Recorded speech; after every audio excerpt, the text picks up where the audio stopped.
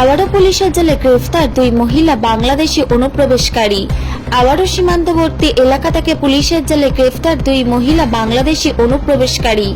দালালের সহযোগিতায় অবৈধভাবে ভারতের ভূখণ্ডে প্রবেশ করার সময় পুলিশ গ্রেফতার করে।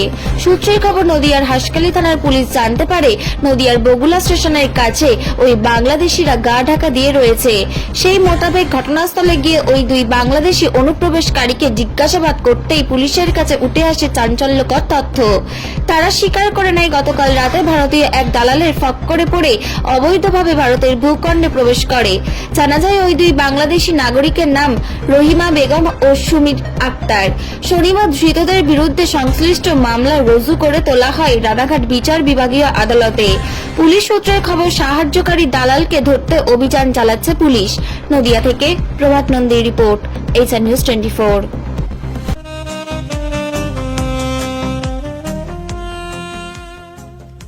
সর্বস্তরের ক্রেতা বন্ধুদের শুভ কামনায় বাবা লোকনাথ বাইক পয়েন্ট।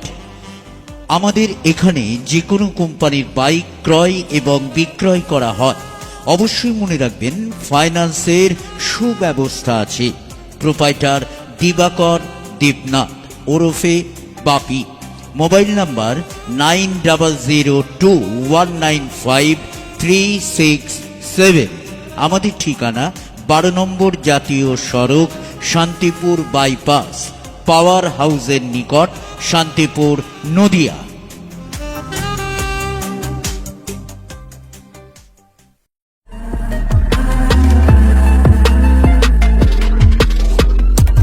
নমস্কার, আপনারা দেখছেন এইচআর নিউজ 24, সত্যের লক্ষ্যে মানুষের পাশে।